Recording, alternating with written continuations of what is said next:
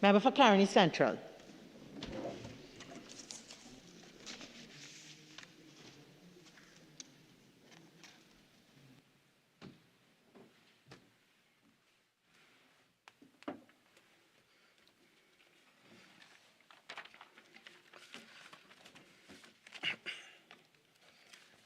Thank you, Madam Speaker, for firstly recognizing me and for giving me the opportunity. Member, 1 minute.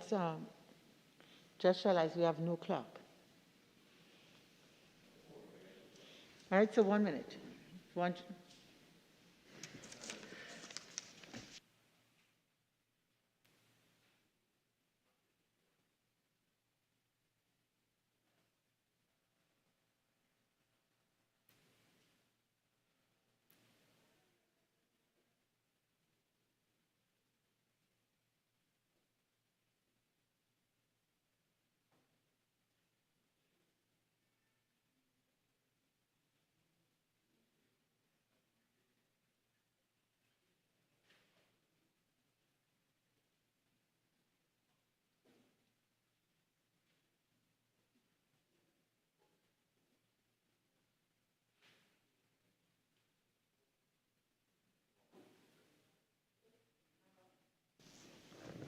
Thank you, Madam Speaker, for firstly recognizing me and for giving me the opportunity to join this debate, very important debate, on a bill entitled An Act to Amend the Firearms Act, Chapter 1601.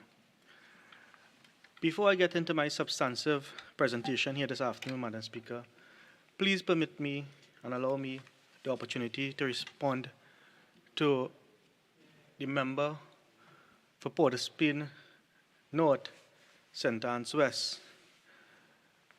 And I am happy that the member was able to clarify that it was only in April this year that 85% of the cameras became functional. And whilst he was Minister of National Security for quite a number of years, 5.5 years prior, the amount and the percentage of working camera in this order. On a point of order, there is I'm referring to the standing order about conflicts and members of Parliament who have conflicts. I believe that this certain member of Parliament has a conflict with the provider, TSTT. So I think he needs to declare that before he gets into any conversation about it. So, member, if that is so, you please will have to declare your interest. Speaker, I am speaking in particular with respect to the number, the percentage of cameras that was under his ministry as Minister of National Madam Security. Speaker, on a point of order, as I just pointed out, and this is the second opportunity for the member to declare his conflict with TSTT. He fully knows that TSTT is the CCTV provider, and he does have a conflict with TSTT. This is the opportunity before we move to privileges for the member to either back off or to declare his conflict. And all I can say, member, is if you will know if there is, then you should Madam declare. Speaker. So that aside, Madam Speaker, additionally, the member indicated that and made certain utterances and untruths in respect of the member for St. Augustine. When the member for St. Augustine indicated that pepper spray is not the answer, and that must be taken in context, Madam Speaker. It can't just be made that that statement stands by itself. The member for St. Augustine was alluding to the fact that under his watch, crime and criminality grew under his government, the PNM government, and that is why this pepper spray and non-lethal weapons is really a plaster for a sore which ought not to exist. So allow me the opportunity to correct that and put that in the record in this House, Madam Speaker. Additionally, Madam Speaker, in response to an earlier contribution by the member for Davendranath West, in that the UNC, or the members on this side, was having difficulty in accepting the legislation which was brought from the other place, that we are now having quite quite numerous concerns, and we ought to have raised those concerns there.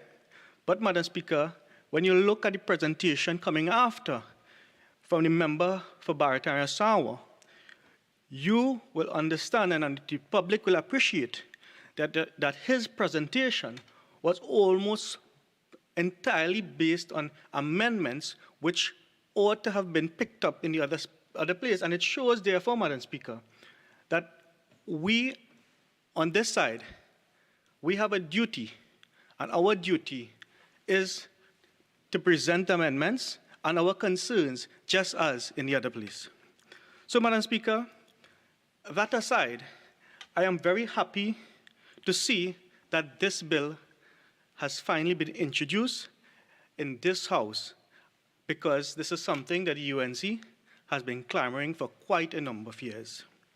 However, Madam Speaker, it is sad to know that it took the tragic deaths of two young, beautiful women, Andrea Barrett and Ashanti Riley, and the anger and fear of thousands of persons for the government knee to be jerked.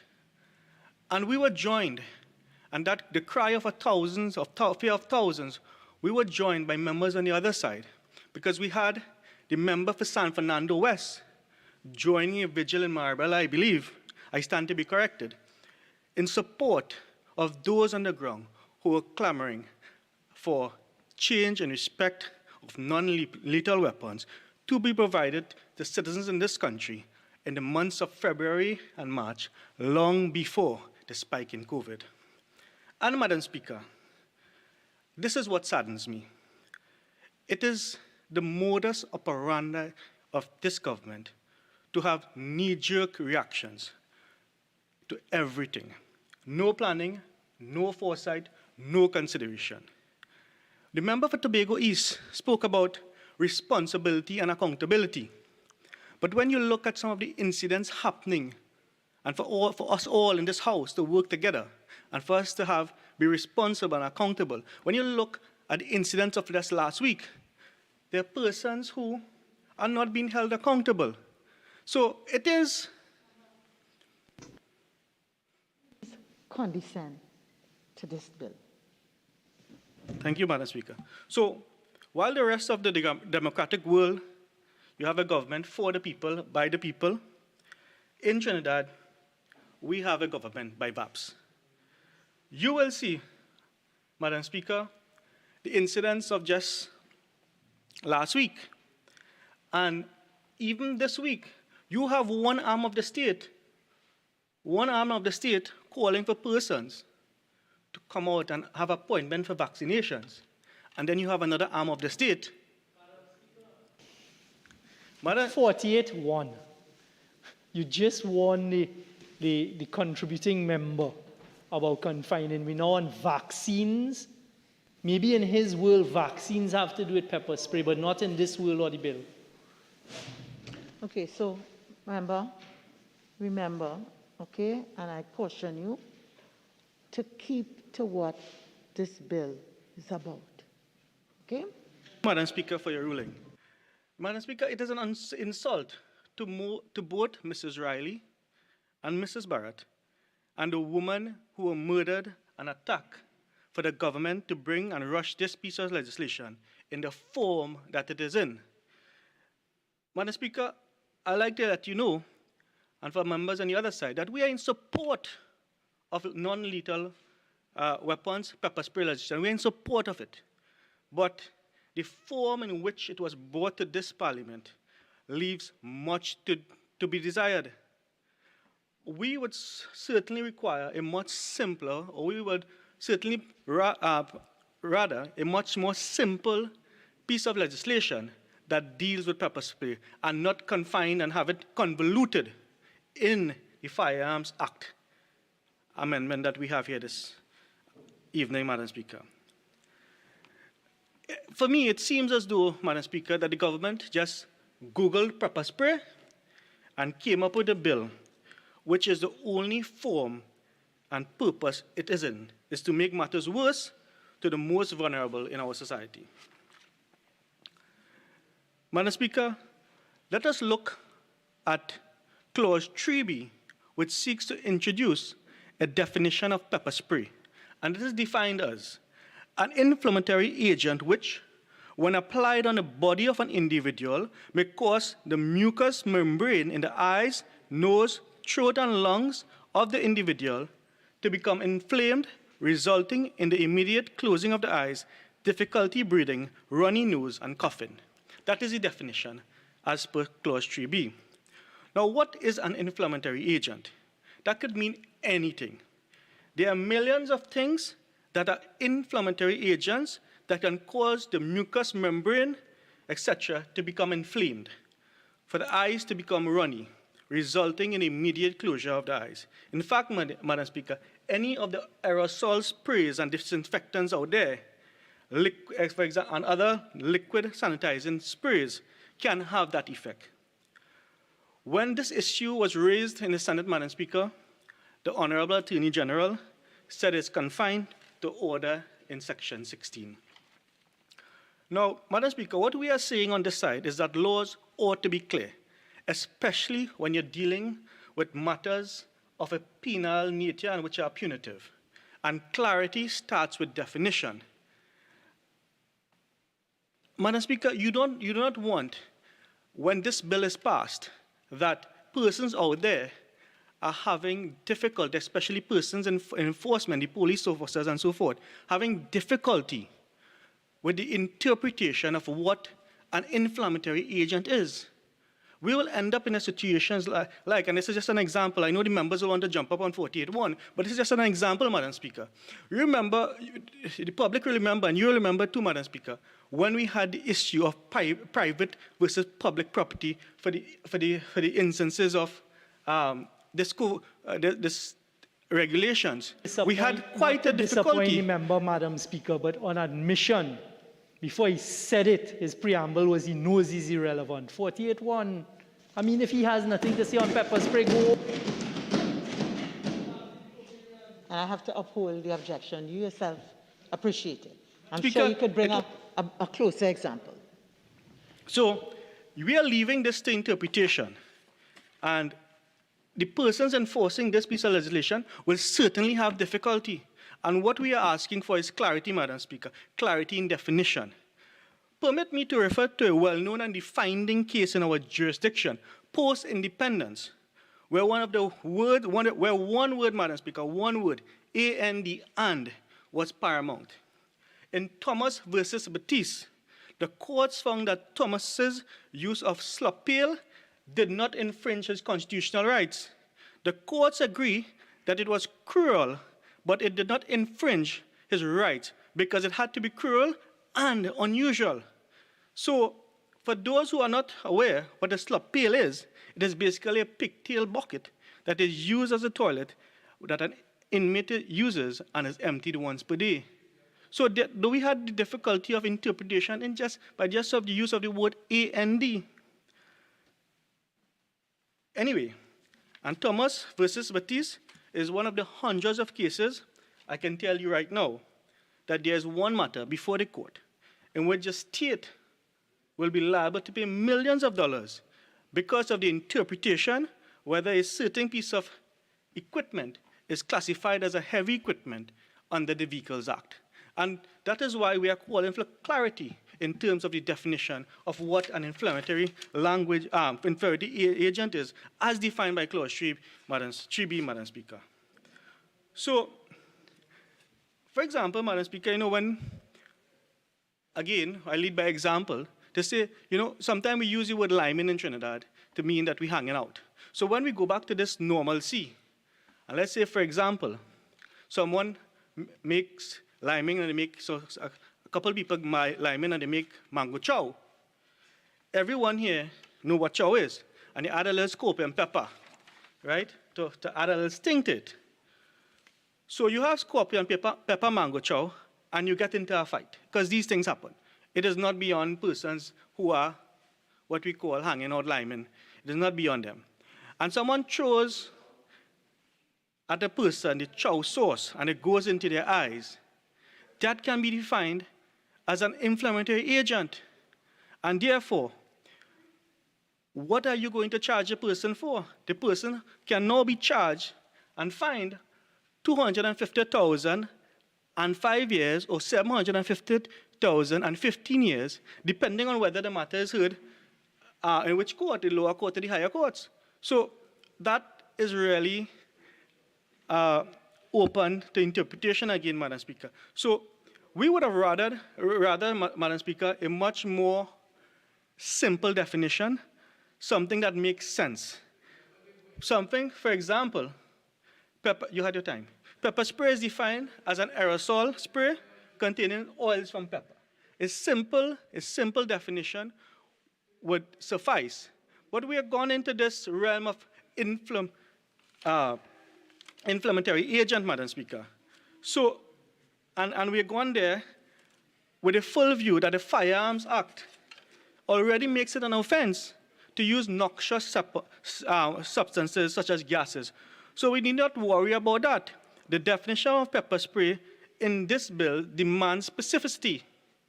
Now, let me turn my attention, Madam Speaker, to clause 10 of the bill, the proposed section 16B. I share the view of the Law Association to exclude persons charged but not convicted is to infringe on the right to innocence. Madam Speaker, by letter dated 10th of May 2021, the Law Association wrote to the Honorable Attorney General, and in itemized 8, this is what the Law Association had to say. We note that the proposed section 16B prohibits persons charged with or convicted of certain offenses from obtaining pepper spray permits or pepper spray import permits. Apart from imposing a penalty on persons who are presumed to be innocent, the requirement that persons charged with offenses under the Domestic Violence Act be prohibited from obtaining pepper spray creates incentive for domestic violence abusers to trump up a charge against their victims and so disable them from obtaining the necessary protection. That is very instructive, Madam Speaker, and it goes on to say, the association therefore proposes that the prohibition under section 16B be imposed only on persons convicted of specified offenses. In deciding whether a person charged with an offense is to be granted a permit, the police may take the charge into account, ensuring that they make an assessment of the cogency of the evidence supporting the charge. Very instructive, Madam Speaker, because persons under the Domestic Violence Act and under this legislation, persons who are charged or brought or charges laid against them under the Domestic Violence Act are now precluded from having a permit issued to them, and that is very dangerous. We have the presumption of innocence, and that is what the Law Association is alluding to, presumption of innocence, as well as, the all and beyond all for the Attorney General, the bail presumption, and we know we have support on the other side, member for Laventille West, member for Port-au-Prince South, who are on record in certain places, and I know they support the right to bail, and we also support the right to bail, and we also additionally support, Madam Speaker, the presumption of innocence. So the Honorable Attorney General said in the Senate that he disagrees, and I could understand why. Because he was part of a government that tried to convict the Honorable Leader of the Opposition, who was then Prime Minister, based on fake make-up emails. Member,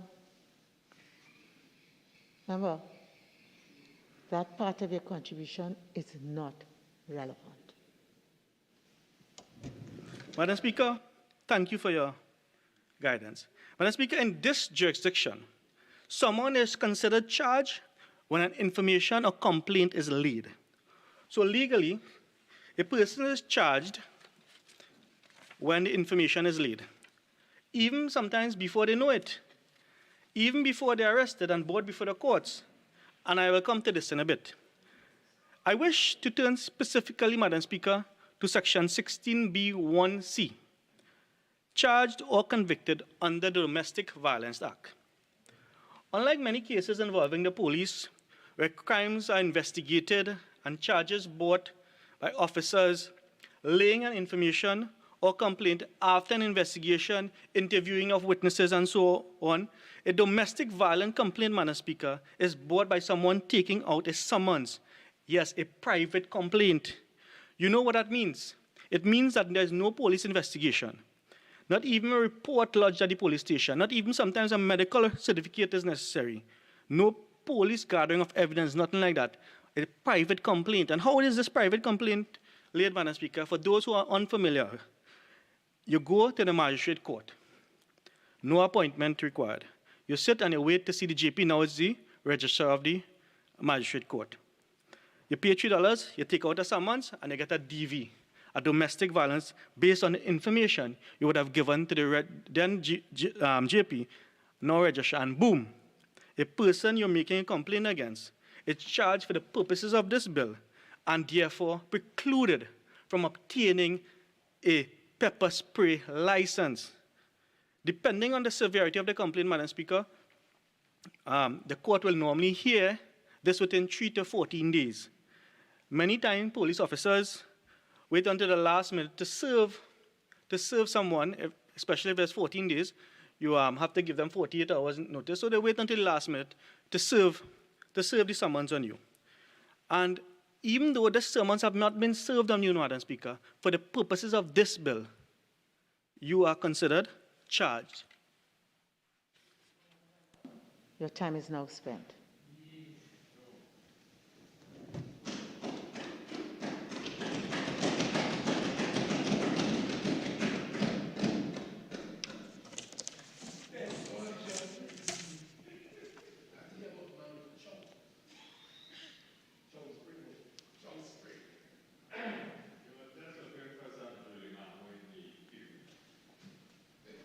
Member for Davendranath.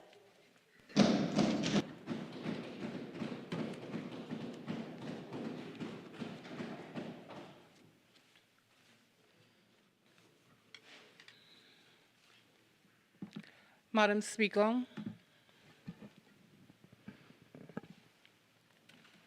it would be remiss of me as a woman not to share these experiences. I would like to share with this august chamber 4 numbers: 17, 40, 14, 67. My grandmother was 17 years old when, after attending her first political meeting, she arranged to meet her sister in the Botanic Gardens. Suddenly, a man came and started to drag her while slapping her and claiming that she was his wife and she left the children home alone. Thankfully and luckily, her sister appeared and they managed to chase the man away. At 40, my mother was returning home at 2 p.m. when a man jumped out of a drain and attempted to drag her into the drain. Luckily for him, my mother was able to fight back, leaving him with very little battle scars and only losing a purse in the process. Madam Speaker, at 14, I was in the habit of staying till the wee hours of the morning to read, when, again, out of nowhere, an arm appeared and started to strangle me. The only sound I could make, Madam Speaker, was a gurgle. And I heard a whispered conversation as my parents decided if it was a nightmare and if they should check on me. Thankfully, they did. Luckily for me, I survived. Unluckily for him, my parents dealt with him severely. 67, Madam Speaker. My neighbor. In a little house, she burglar-proofed her entire house, doors, windows, to ensure her safety. But she forgot one thing, Madam Speaker, that her floors were wooden floors, and someone came in, and it was a week before the neighborhood realized that she was murdered. Madam Speaker, the facts are men are stronger than women. Madam Speaker, an amendment such as this will give strength and empowerment to the vulnerable. Madam Speaker, it is said that the female of the species is more deadly than the male. However, global statistics will show 1 in 3 women have experienced domestic violence or non-partner violence. Madam Speaker, this does not include women, young girls under the age of 15. Madam Speaker, the Economic Commission of Latin America and the Caribbean reported that from 6 countries in the region, between 60 and 70%, 2 out of every 3 experience some form of violence. Madam Speaker, in 2010 to 2015, 11,441 reports relating to domestic violence and incidents. Madam Speaker, I searched to see what the now opposition and the then government put in place. I searched to see if there were any amendments to the firearm bill to bring in pepper spray. I looked to see the anti-gang amendment. I looked to see what gender-based legislation was put into place. And Madam Speaker, I found none.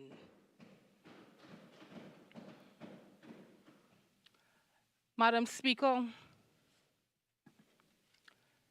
I heard the member for St. Augustine speak about misogyny, and I would like to inform her that women are capable of misogynistic behavior. For example, with the largest cabinet having only 5 women represented in the cabinet versus our cabinet where 8 women are firmly entrenched. Madam Speaker. Madam Speaker, while I am listening attentively, 48-1. Overruled. Madam Speaker, if you claim misogyny, you cannot claim it from this government, from this Prime Minister, or this Attorney General. Because as a member of this government, I have benefited from their very valiant acts to save the women of Trinidad and Tobago. With any power comes responsibility, Madam Speaker. Legalizing this tool will put comfort but a level of power in the hands of the user, of the vulnerable. Madam Speaker, you see, this was a thought-out, discussed government response, not a knee-jerk reaction. This is not a government that feasts on the sorrows of others. That is not a delight to derail democracy. To this government, Madam Speaker. Madam Speaker, we will not call the names of all who have suffered from heinous crimes. Madam Speaker, in fact, we come together to make it a little bit easier, not just for our children, for their children also, Madam Speaker.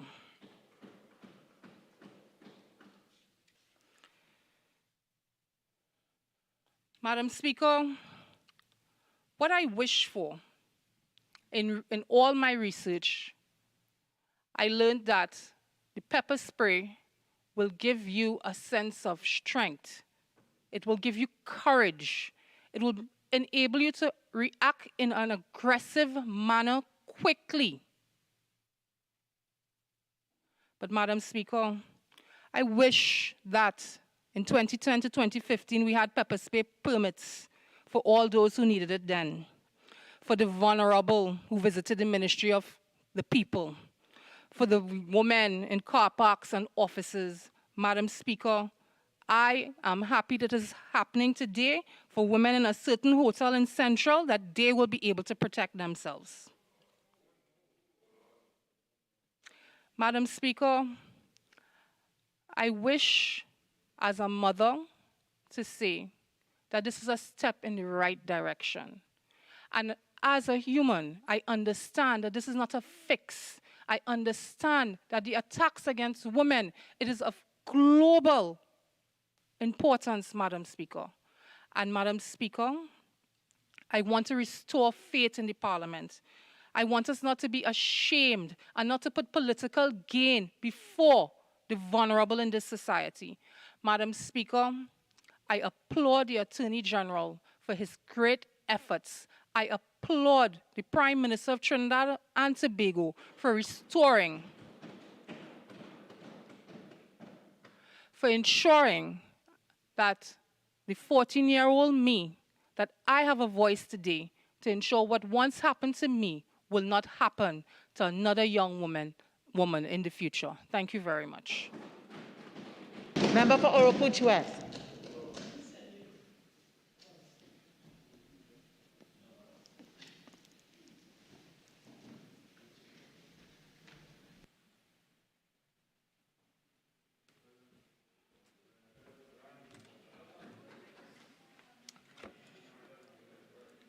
Thank you, Madam Speaker, for recognizing me to contribute, to make a brief contribution in this afternoon's proceedings and in this debate.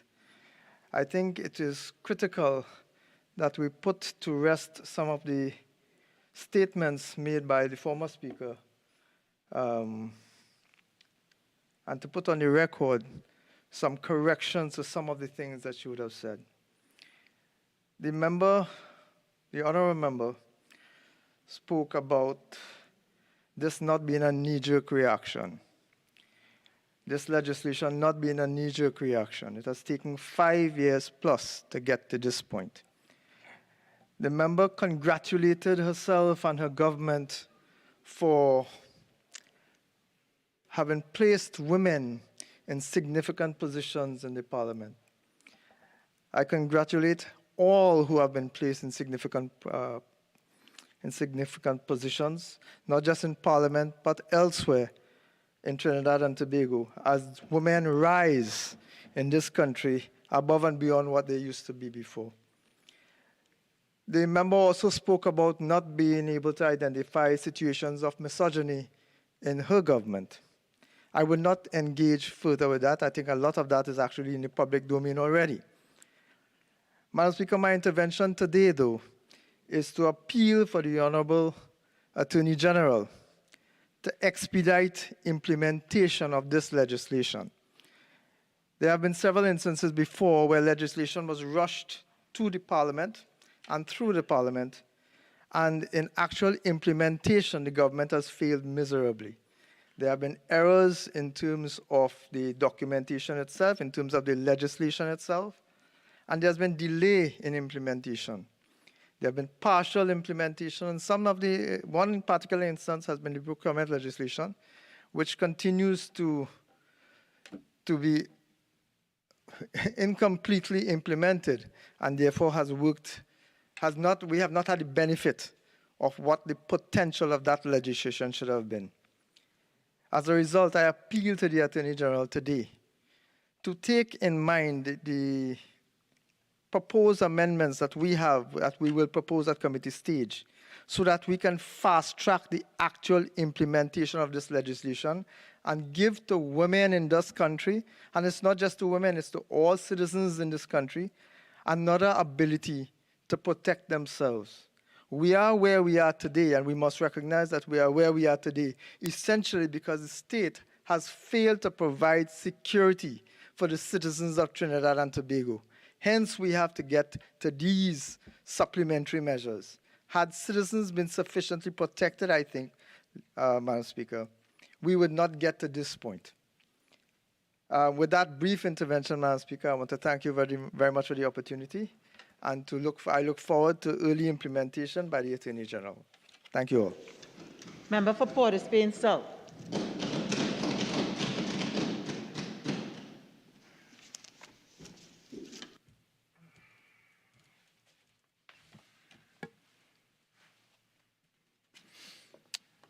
Madam Speaker, good afternoon.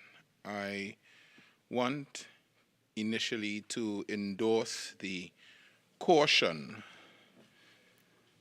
advanced by the Honourable Member for St. Anne's, Port of Spain North, in that this piece of legislation and this amendment, although it brings needed protection, must be approached with caution.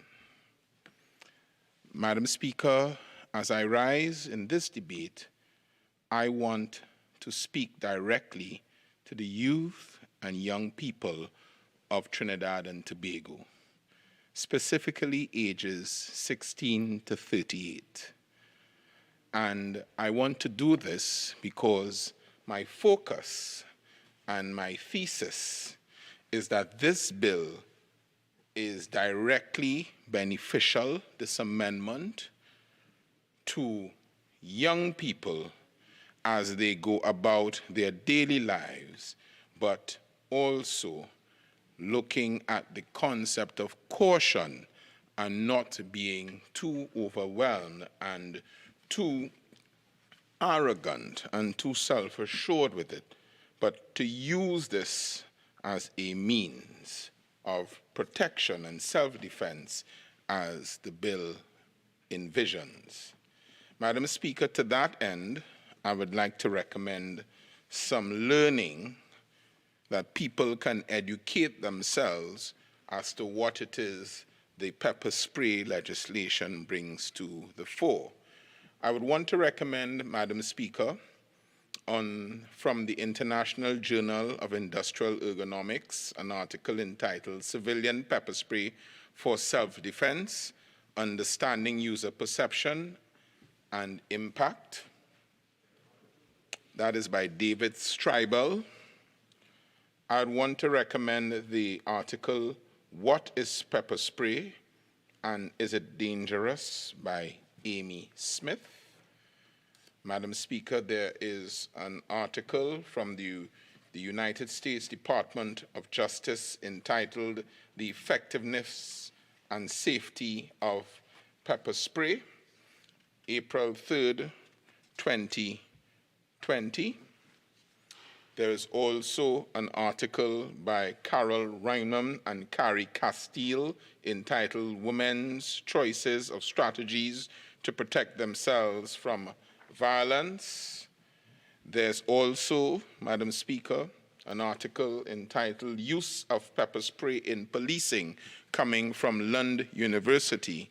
And Madam Speaker, there's one that I found most instructive, and I want to recommend it both for young people and all persons who may want to avail themselves of this legislation. Pepper spray, and that comes, Madam Speaker, it is an article that I pulled from Wikipedia. And the short title is Pepper Spray, the use of this device and how to dispense it. Madam Speaker, I say that I want to address young people because it is my respectful view that this bill can be beneficial to young persons as they go about their daily lives in Trinidad and Tobago, as Trinidad and Tobago has become. This bill for young people, I want to tell you, it seeks to regulate the use and possession of pepper spray in Trinidad and Tobago, because now in Trinidad and Tobago, the importation, manufacture, and sale of pepper spray is illegal. This bill seeks to make it legal, and the amendments will allow someone to apply and enable them to get an import or a permit to hold and use pepper spray. The caution again I want to bring to the table is that it is not a carte blanche solution, and it will not be a carte blanche distribution. And I want to thank the Honorable Attorney General and the government for being responsible and having this introduction supervised and controlled. And the permit will allow an individual to purchase and acquire pepper spray and have it in his or her possession. But it's for the sole purpose of self-defense, and that is important. Why am I saying, Madam Speaker, that this bill concentrates on young people, in my respectful view? This bill has behind it, Madam Speaker, years of learning in the sphere of criminology. The criminologists will tell you, Madam Speaker, that as it relates to behavioral patterns, that it is young people between the ages of 16 to 38 to 40 who normally frequent outside after hours when we reopen and go to the bars. In my constituency, it will be either St. James or Arapita Avenue, and thereafter would become susceptible to a certain type of crime. I say, Madam Speaker, that before the introduction of this bill, there was a restriction, even on firearms, and there was an age restriction. Clause 12 of this bill allows a person who is 18 years of age to apply for a permit in their own right. Also, Clause 12 allows persons between the ages of 16 and 18 the ability to obtain a permit with the permission of their guardian or parent. I repeat, persons between the ages of 16 and 18. Honorable Attorney General, where did you get that from? How come we have focused, Madam Speaker, focused on young people and their protection with all the cautions that have come here? This bill focuses on young people. They can't obtain a firearm. We say, okay, as you're young, you have things going for you, go out and you lime. You're susceptible, you're in a maxi taxi, you're in a taxi. But this bill allows young persons to have a tool that can buy them time and give them some measure of security. It allows, Madam Speaker, and what this government has done, it says, look, although we are allowing it, it comes with responsibility, because a young person cannot in and of themselves apply. They must do so through their guardian and parent, and also it will be used for self-defense. Here is what I have to say. Madam Speaker, Honorable Attorney General, members of this House, this bill and this clause gives young persons the ability to be able to defend themselves, and it puts to end the myth, the lie, or sorry, Madam Speaker, the blatant mendacity, the blatant mendacity that the PNM government does not concentrate and care about young people. Once and for all, we have it now in black and white. It shows then that this government is about actions and just not about vigils and candlelights.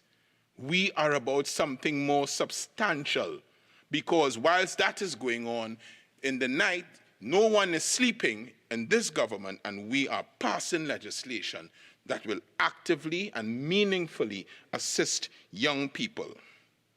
It shows, Madam Speaker, that the government has zeroed in on persons between the ages of 16 and 18 and offered them some form of protection.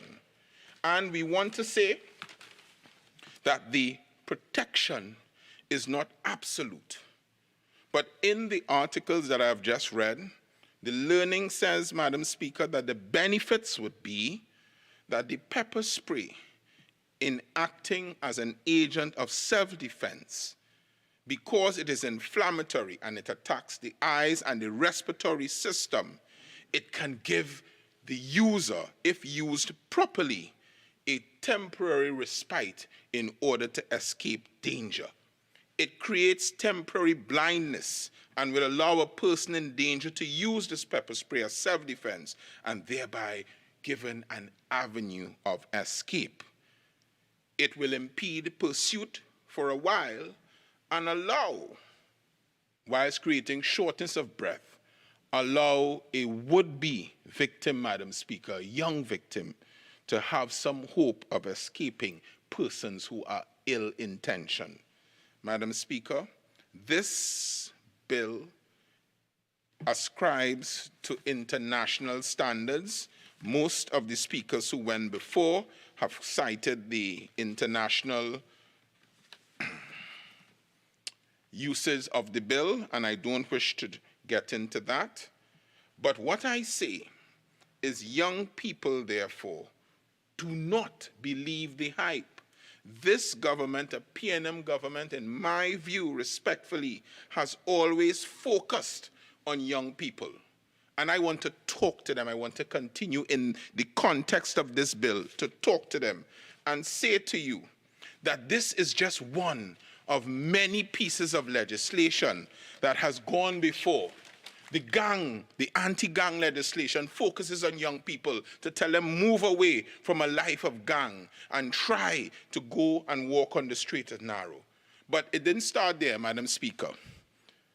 The policy of concentrating on young people started 58 years ago on the 30th of August, 1962, the eve of independence, when the late Dr. Eric Eustace Williams, in addressing a rally at the Queen's Park Oval, had this to say to young people: "To your tender, loving hands, the future of the nation is entrusted. I call on every one of you that you carry the future of Trinidad and Tobago in your school bags." Madam Speaker, this piece of legislation is linked to more than 2 generations of PNM policy of concentration on the young people in Trinidad and Tobago.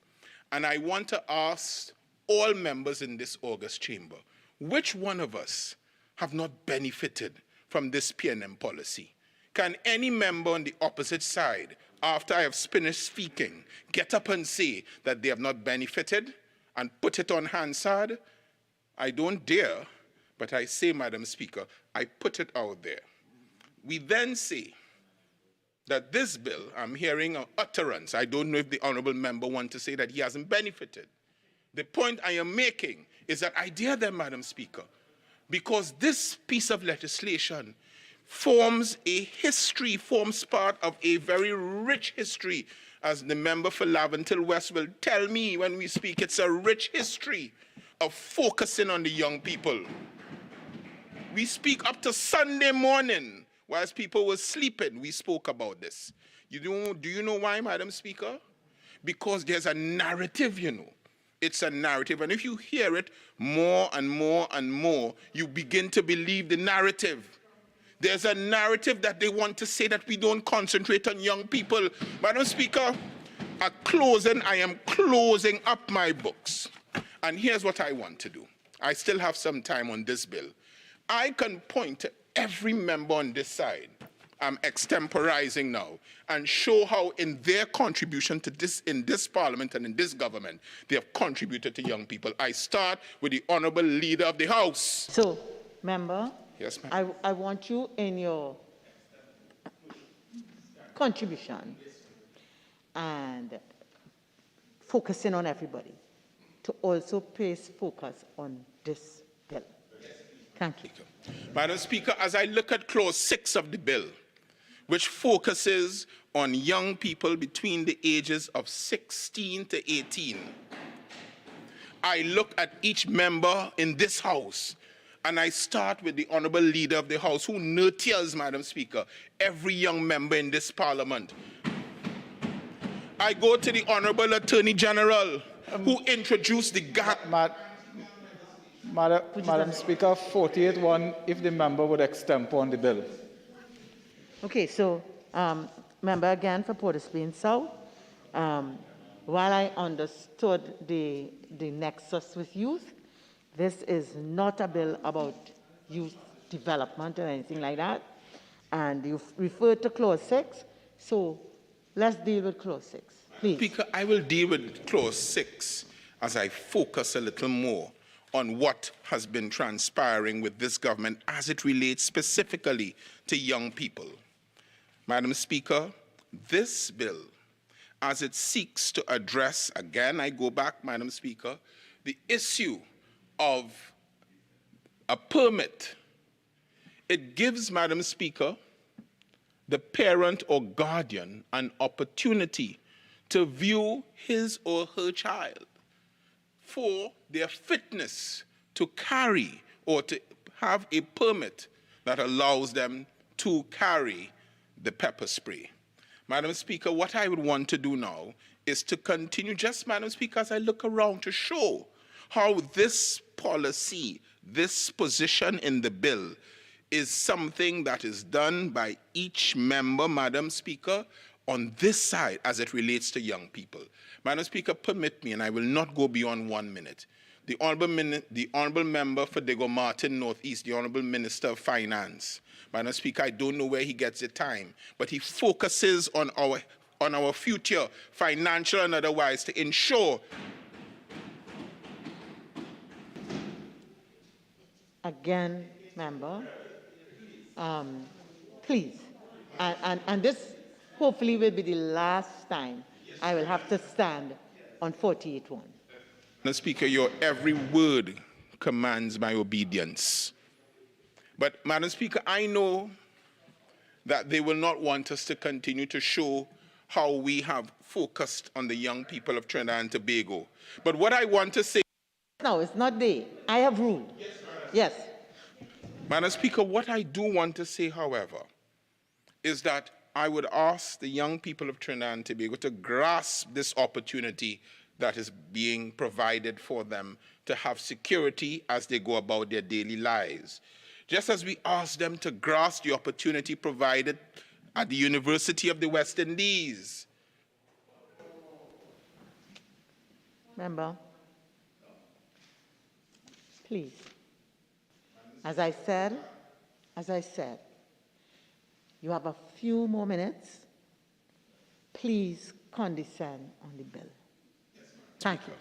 Madam Speaker, what we ask the young people to do is to grasp the opportunity provided by this bill, to be safe as far as is reasonably practicable, to use the pepper spray in a way, if they are granted a permit, that will allow them to go about their daily lives and not unnecessarily attacked by others.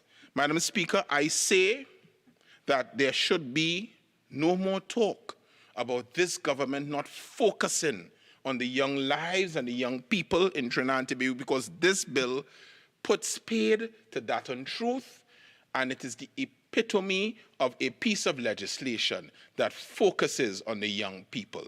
So, Madam Speaker, not at all wanting to incur any more of the Speaker's intervention, as the young people will say, when it comes to the youth, this government is crazy.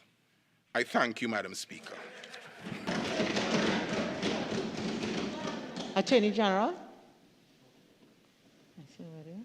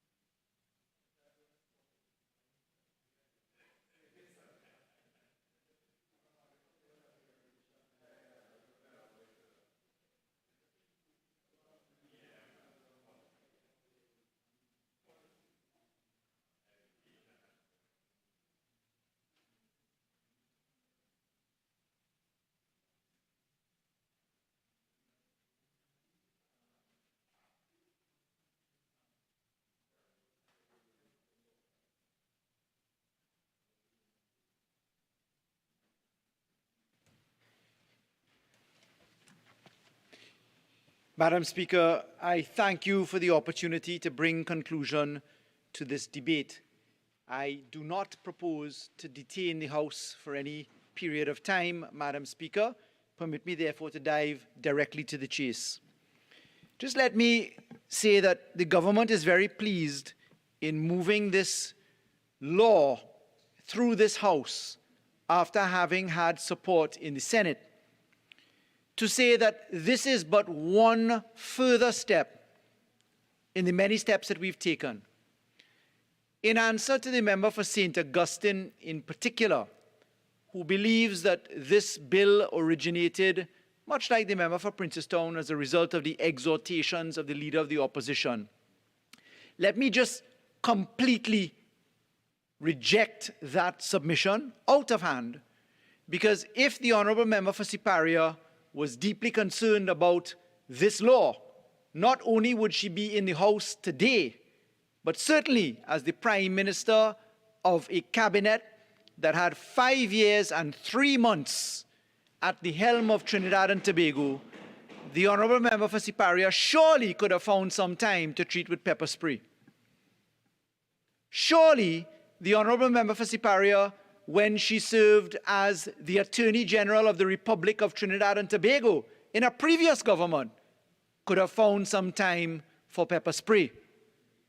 This bill, Madam Speaker, as you're aware, articulates along with laws treating with, for instance, the package of protections brought by this government. Where is the member for Siparia in relation to failure on the amendments to the Domestic Violence Act? It is this government that amended the Domestic Violence Act. It is this government, when we looked at the consequential amendments set out in the clauses of this bill, that amended not only the Firearms Act and the Domestic Violence Act, but it is this government that birthed the Family and Children Court, where child matters for possession of pepper spray may be heard.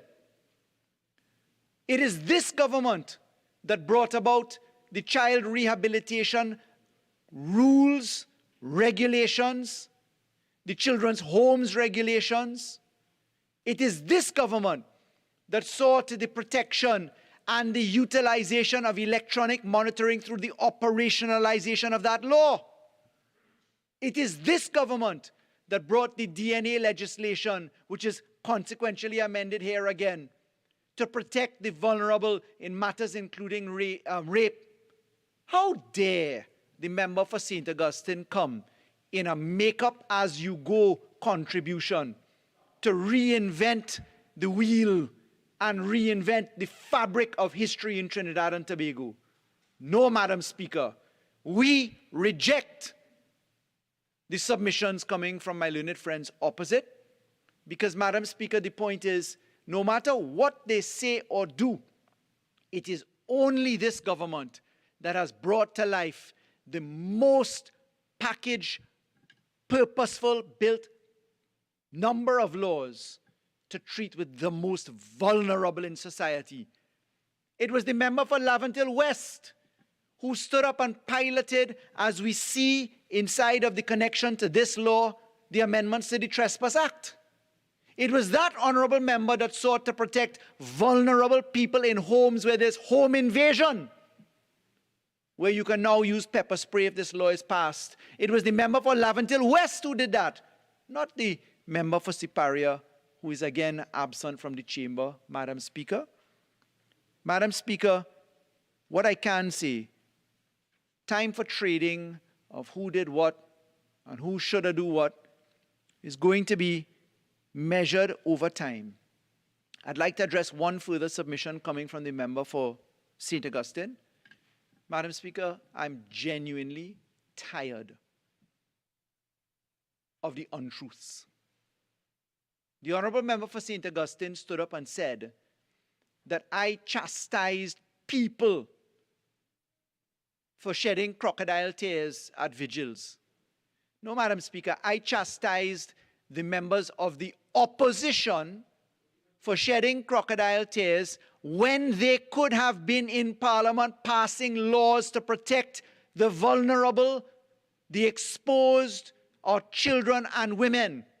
That is what I did. I did not publish the UNC's web page, Kick Out the PNM, which purposefully truncated a video of mine in this Parliament. It's a breach of the privileges of this Parliament to take a video of a contribution and cut it up violently and untruthfully and put it into the public domain, to have a victim's relative reduced to bawling tears at the savagery done to that victim's family at the hands of the UNC.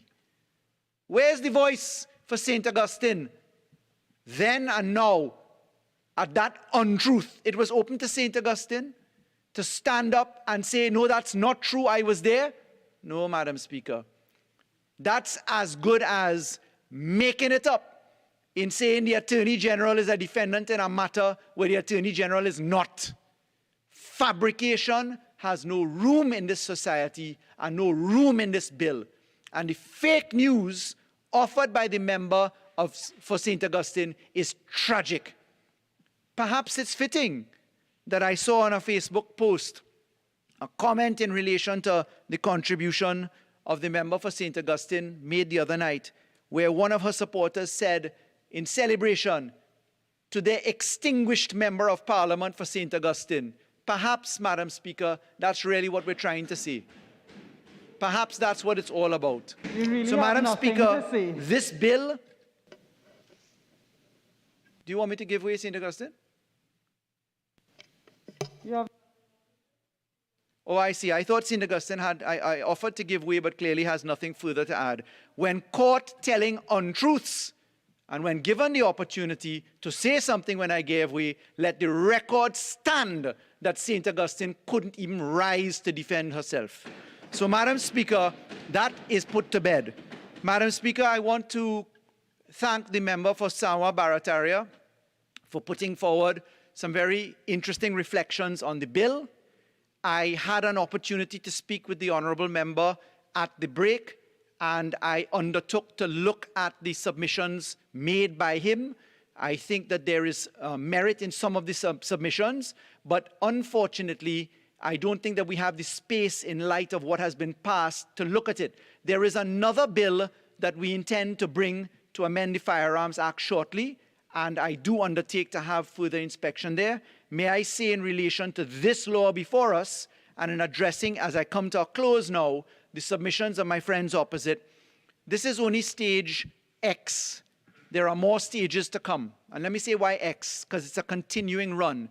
Madam Speaker, I give notice that we have had wide-scale consultation on further amendments to law, including the Sexual Offences Act, which run in tandem with this particular law. We are anxious to criminalize revenge pornography. We are anxious to criminalize voyeurism. We are anxious to protect the vulnerable, wherever they may be in society. It is why, Madam Speaker, I in particular, as Attorney General, will stand up every time for all members of society. It matters not to me where they stand. It is a privilege to carry out the job given, and I rest assured, Madam Speaker, I ask the honourable members of this chamber, you, Madam Speaker, and to the listening public, to be assured that every effort in moving further protections will be given so that the many cries in our society can be met with demonstrable solutions. Sexual offences amendments, further bail amendments, and further process reforms that will redound to the benefit of the people of Trinidad and Tobago. With those few words, I beg to move.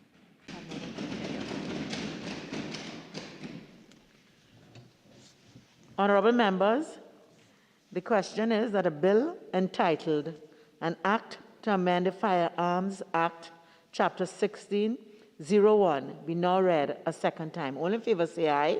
Aye. Any against? The ayes have it. An Act to Amend the Firearms Act, Chapter 1601.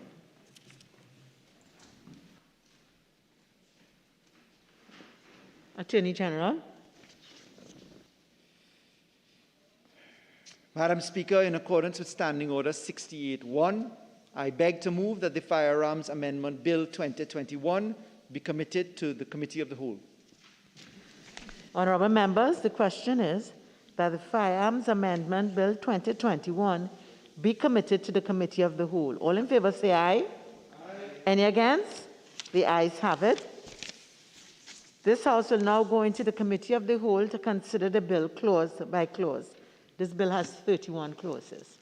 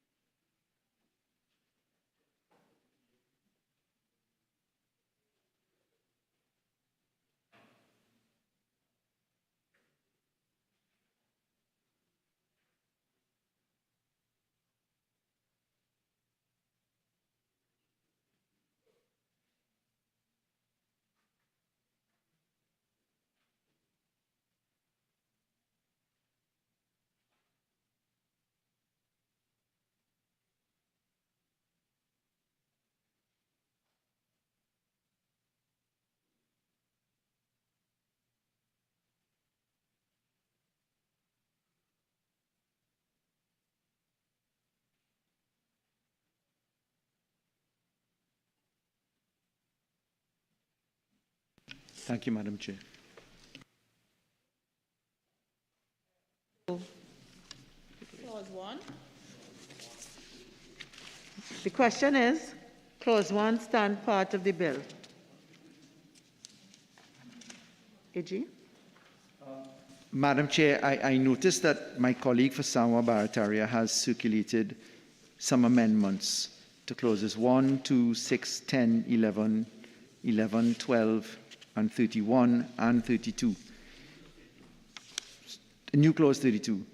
Madam Speaker, if I could, just by way of management and for your guidance, say that I note the submissions coming from my colleague, and I wish to give an undertaking to look at these. I've just been speaking with the drafter from the CPC's department, who tells me that we wish an opportunity to have a better look at these submissions coming.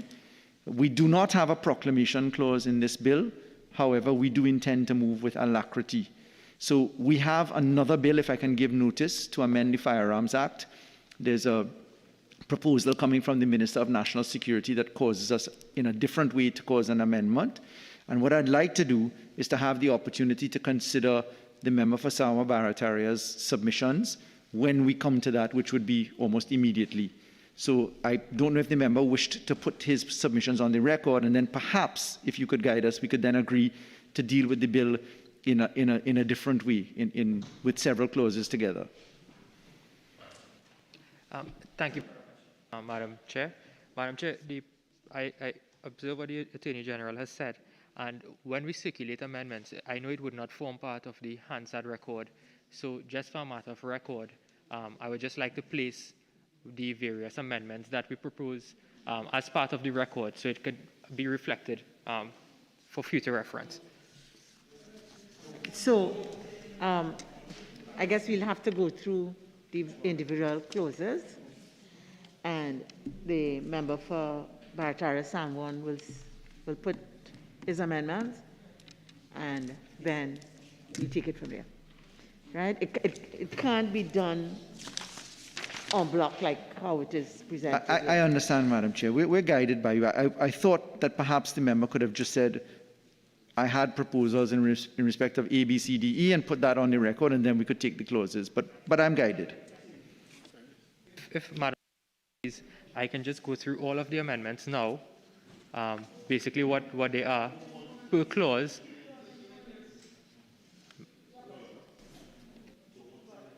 The point about it is, usually, remember how we do it. We call a clause, you put your amendment, we vote on it, and then the original clause remains. Sure. Just putting it like this, it's just like putting a piece Madam of Chair, we're paper guided. in- Let's press on. Yes? Thank you so much. I appreciate it. Yeah. So we start with clause 1. Okay, so clerk, if you just call clause 1 again for me, please. Clause 1. The question is that clause 1 stand part of the bill.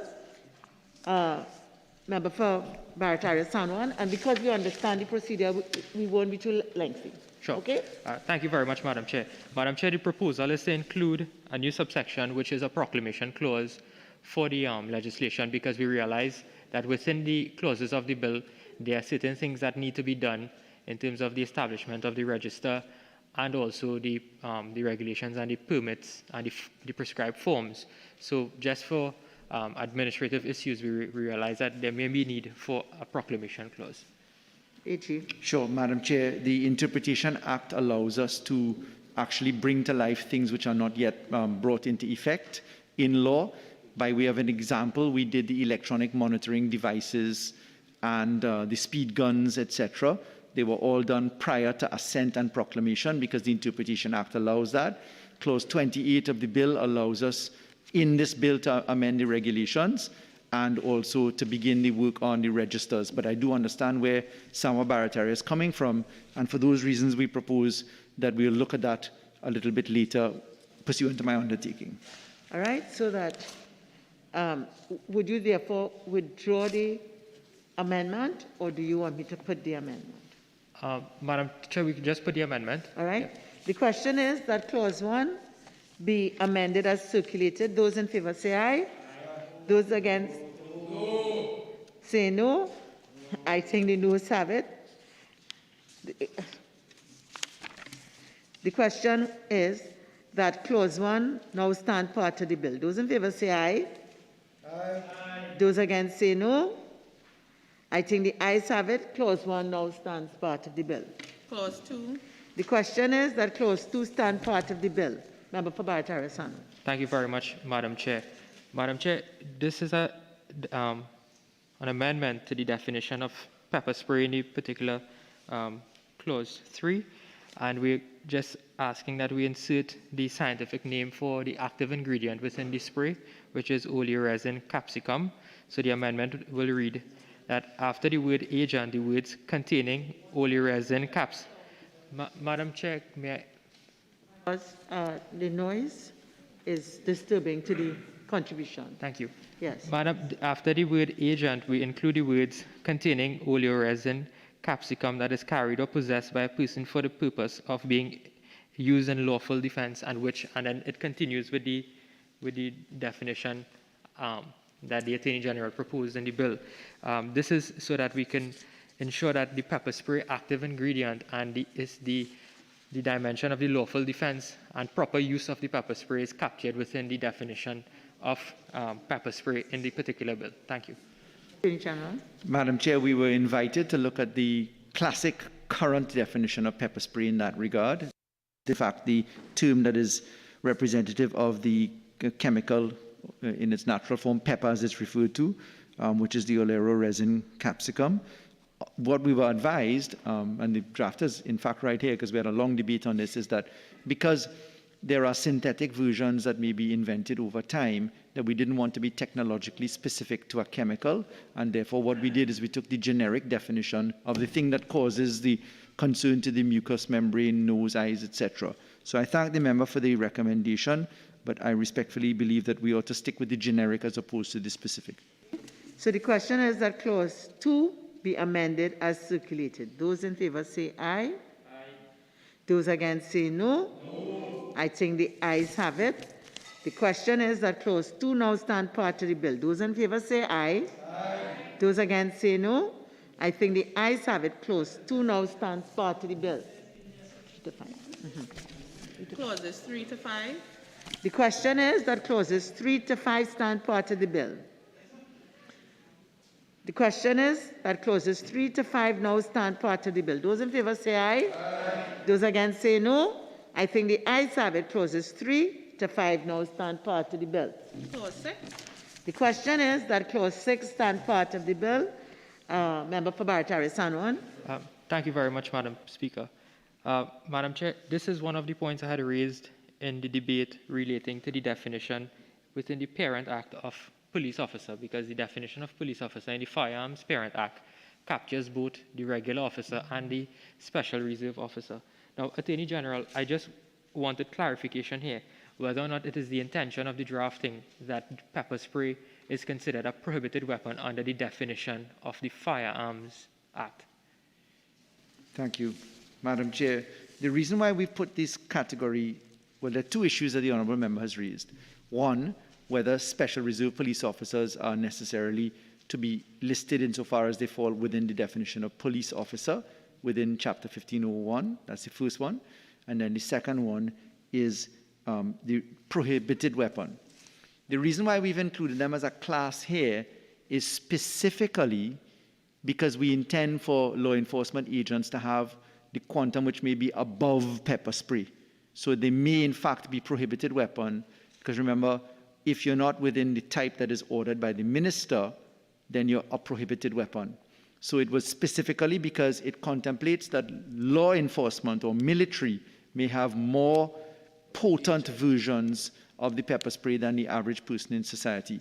With respect to the first issue, if I could answer that, we intend to cause some amendments very shortly to the Special Reserve Police Act that we're looking at. The Minister of National Security and the Commissioner of Police have already written on that, and in anticipation of things that are to come, we've chosen to segregate the two issues. Yes, Member for Barataria-Sano. AG, so the with respect to that, then is it that these SRPs will now only be allowed to carry what we consider the approved pepper spray, but the regulars will be able to carry the pepper spray that is considered as a prohibited weapon? They can carry both. They can carry both? Yes. Okay, thank you. So the question is, clause 6 be amended as circulated. Those in favor say aye. Those against say no. I think the noes have it. The question is that clause 6 now stand part of the bill. Those in favor say aye. Those against say no. I think the ayes have it. Clause 6 now stands part of the bill. Clauses 7 to 9. The question is that clauses 7 to 9 stand part of the bill. The question is that clauses 7 to 9 now stand part of the bill. Those in favor say aye. Those against say no. I think the ayes have it. Clauses 7 to 9 now stand part of the bill. Clause 10. The question is that clause 10 stand part of the bill. Member for Barataria Sanwan. Yes. Madam Chair, this was something I also dealt with in the debate relating to the language of new proposed section 16C with respect to offenses that are found at section 16B1 or 2. In terms of section B1, 2 especially, where it doesn't reflect in the drafting that is an offense that this bill creates. So that is why I propose that we change the language to any person to whom section B1 or 2 applies and is the holder of a pepper spray import permit or pepper spray permit. That person shall, within 7 days of becoming a person prohibited from obtaining a pepper spray import permit or pepper spray permit, return the pepper spray import permit or pepper spray permit and pepper spray to a police station.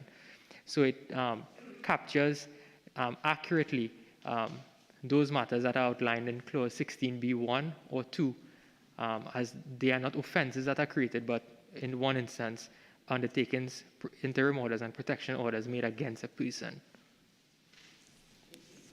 Thank you, Madam Chair. I do understand what the member is driving at. We went for the very plain expression that we have in 16C purposefully. So 16C1 sets up where a holder of a pepper spray import permit or pepper spray permit is charged or convicted for an offense under 16(1)(b) or 2.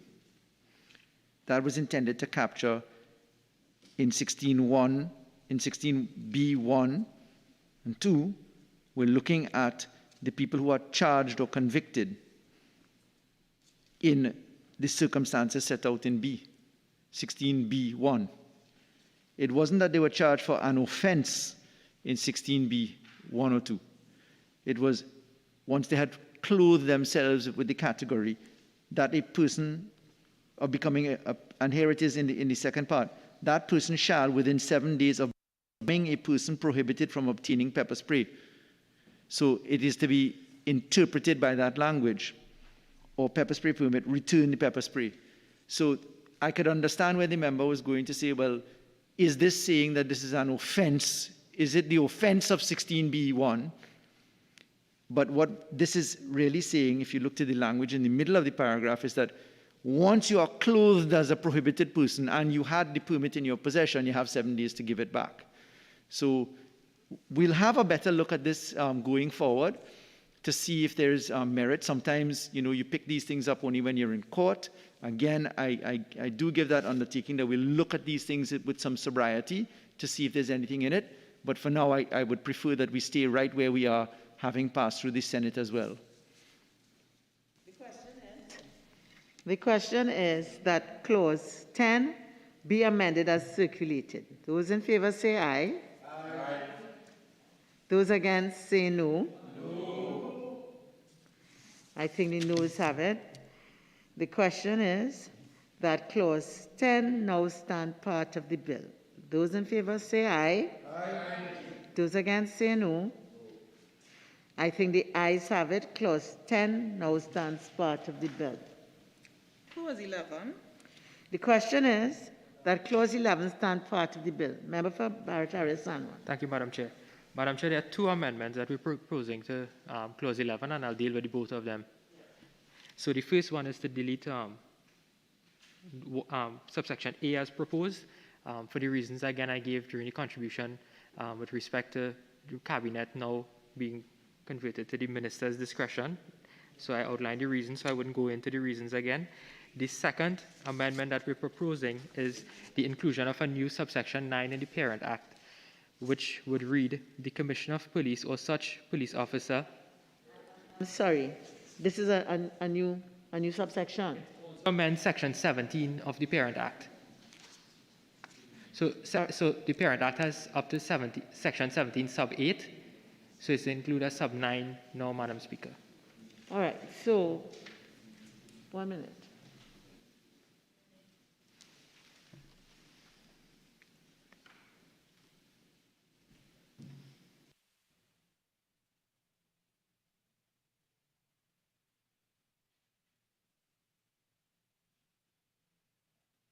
Okay, so Member for Salmon Barrett, we proceed on your new subsection 9. Okay, Yes. so it would now read, Madam Chair, the Commissioner of Police or such police officer as may be authorized by the Commissioner shall take reasonable steps to enable an applicant to be notified of the approval or refusal of his application for pepper spray import permit or pepper spray permit as soon as practicable, but in any case not later than 28 days after the day on which the request is duly made. Now, this amendment springs from a recommendation by the Law Association, and also the language is taken from the FOIA Act, so that there will be consistency with respect to drafting. And we would understand the merit of this particular amendment, Madam Chair, is that the persons who apply for these pepper spray permits are really their lives are in danger and they really need protection. So we spoke of the bureaucracy, and it's really to ensure that these permits are granted in a very expeditious manner for the protection of those who really need it. Thank you, Madam Chair. Madam Chair, we think that the deletion of Clause 11A would be dangerous. 11A is to remove the reference to President and substitute the word Minister. Why? Because President, as utilized there, has no qualification for consultation or independent discretion within the confines of Section 80 of the Constitution. Therefore, what we are doing is axiomatic and has been accepted for decades, if not longer, that President means Minister. Secondly, in respect of the second submission, the Law Association's comment was considered, and we had some debate in the Senate over this. The reason why we didn't put the time frame in, Madam Speaker, Madam Chair, is that this is going to be an inundation in the first round. And to put a prescriptive time frame now is to put an undue pressure on the Commissioner of Police immediately. We are digitizing the processes, we're having things moved ahead. Whilst we are the first government since the passage of the Act, the Firearms Act, to take the step to introduce pepper spray, we have to be mindful about the operationalization. Now, I don't want to be pejorative, but Madam Chair, as Attorney General, I must take, I can't use the word judicial notice, I'll say Attorney General notice of the fact that the vast number of judicial review applications and freedom of information requests that I get come from members of the opposition, where, for instance, a member of the opposition who was a government minister, upon leaving office as government minister, promptly sued the government for not producing the annual reports whilst that member was a member of the cabinet for the SSA. So I have to be careful about opening Pandora's box. Imagine that, Madam Speaker, just to put that clear. Imagine a member of a cabinet sitting down for 5 years watching no reports from the SSA, leaving as a member of cabinet, and then suing the government and taxpayers having to pay to produce the reports from 2010 to 2015. I mean, people might think I'm not telling the truth, but it's in court. It was in court. It's all finished. So bearing in mind where we are right now, Madam Speaker, I respectfully say that we ought to not put time frames in, because that could be an administrative Pandora's box immediately. They still have alternate remedies in pre-action, in other letters, in FYEs, and other factors, if not in JR. Okay, and Section 14 of the Constitution. So, the question is that Clause 11 be amended as circulated. Those in favor say aye. Aye. Those against say no. No. I think the noes have it. The question is that Clause 11 now stand part of the bill. Those in favor say aye. Aye. Those against say no. I think the ayes have it. Clause 11 now stands part of the bill. Clause 12. The question is that Clause 12 stand part of the bill. Member for Salmo Barataria. Madam Chair, when we made some amendments, AG, if you remember, that there was an offense for the use of imitation firearms that was also included in the Bail Act and also in the Firearms Act recently. So it's just to be consistent with respect to that very particular matter in terms of imitation firearms that this amendment was born. Madam Chair, I just cannot resist this one. And I mean no disrespect to my friend. We heard about mango chow pepper spray here today from the member for Caroni Central. If we just reflect for a moment here on the submissions coming not from Sama Barrett area, but we had a member of parliament on the opposition bench talk to us about mango chow pepper spray. Or chutney pepper spray. So all humor aside, I just think it important that we confine this to pepper spray as is approved in reference to the order that the minister will give, so that that chemical composition could be on a very narrow basis. Imitation pepper spray, if we were to introduce it, then everything would have to be tested otherwise, and that would be a whole other spectrum. I want to remind, we walked away from plant-like substance. We walked away from that because of the volume. It took 75% of analysis at the Forensics Institute. There were plant-like substance records everywhere, and we had to be careful about that. So we want to make sure we don't overburden or kill the goose that lays the golden egg by ruining the forensics division with that inclusion. So, Madam Speaker, respectfully, I suggest that we do not accept this amendment. The question is that Clause 12 be amended as circulated. Those in favor say aye. Those against say no. No. I think the noes have it. The question is that Clause 12 now stand part of the bill. Those in favor say aye. Aye. Those against say no. I think the ayes have it. Clause 12 now stands part of the bill. Clauses 13 to 30. The question is that clauses 13 to 30 stand part of the bill. The question is that clauses 13 to 30 now stand part of the bill. Those in favor say aye. Aye. Those against say no. I think the ayes have it. Clauses 13 to 30 now stand part of the bill. Clause 31. The question is that clause 31 stand part of the bill. Member for Barataria Sanwan. Thank you very much, Madam Chair. Madam Chair, there are 4 particular amendments that are being proposed here. The first one being the Offences Against the Persons Act. I believe that the placing of the word pepper spray is in the wrong place in that provision. It should be placed after the words any other person for it to read properly. That's the first amendment. The second amendment would be to the Dangerous Drugs Act, where instead of using the word pepper spray, we use the scientific term oleoresin capsicum by the Attorney General. He dealt with that in the definition section earlier. The third amendment deals with the Domestic Violence Act. AG, when we amended the Act in 2020, we deleted what we know as 61C, and I think it's now only 61B. So there's an error there that has to be fixed. And with respect to the miscellaneous provisions, Law Enforcement Officers Act 2019, I believe it's not Section 2 that has to be amended, but in fact Section 3. Madam Chair, I want to thank the member for Sama Barataria. Some of the observations are indeed correct. However, there are 3 other things that we have picked up that we need to double check. We do have, for instance, a reference back to the Prisons Act, not only the miscellaneous provisions Law Enforcement Officers Act, but the Prisons Act. We do have an amendment which has just come to us from the Commissioner of Police via the Minister of National Security to consider an amendment to the Offences Against the Persons Act and the Prevention of Crime Offensive Weapons Act, Chapter 1109, which is not mentioned here.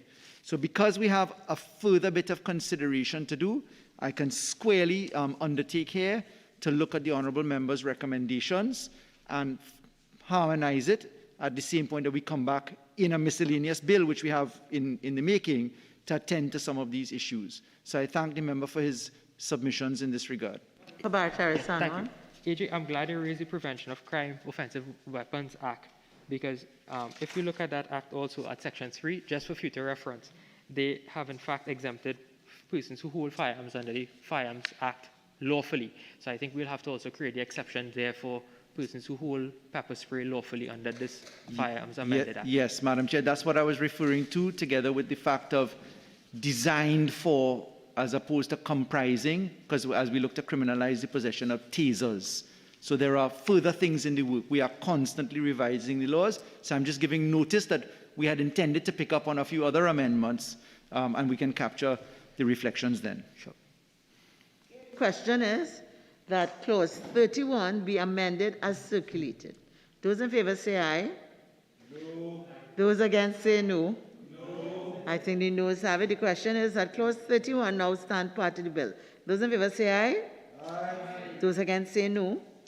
I think the ayes have it. Clause 31 now stands part of the bill. New clause 32. The question is that new clause 32 be read a second time. Those in favor say aye. Aye. Those against say no. No. The noes have it. Honourable members, the question is that the bill be now reported to the House. Those in favor say aye. Aye. Those against say no. I think the ayes have it. This committee meeting is now adjourned. The House shall resume.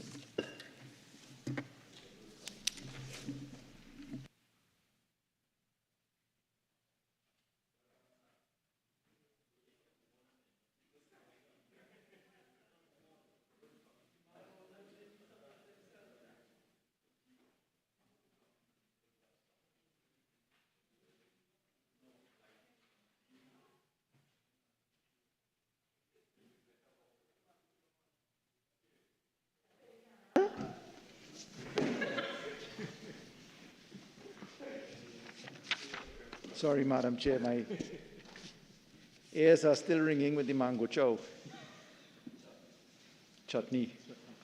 Madam Speaker, I wish to report that the Firearms Amendment Bill 2021 was considered in Committee of the Whole and approved without amendments. I now beg to move that the House agree with this report from the committee. Honourable members, the question is that this House agree with the committee's report on the Firearms Amendment Bill 2021. All in favour say aye. Aye. Any against?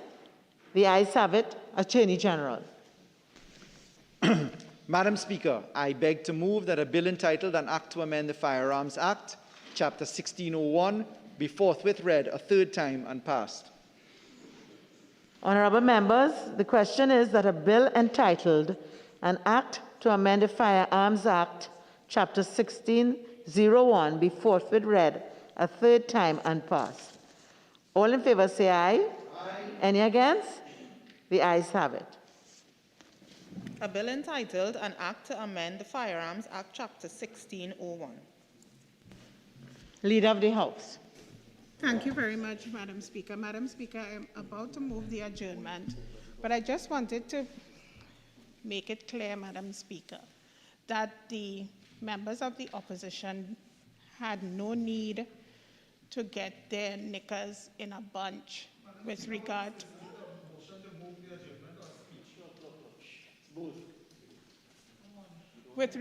to the absence from the House today of the Prime Minister, and that the questions, as you rightly said, will be answered when the Prime Minister is next here.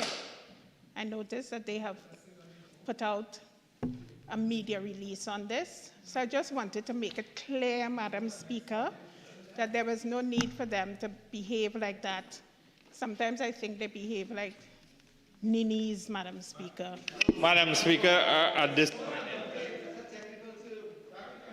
of the day, we sought clarification under the appropriate standing orders at the time. And if the leader of government business provided the answer that she's providing to the House, there was no need for the opposition to seek further clarification.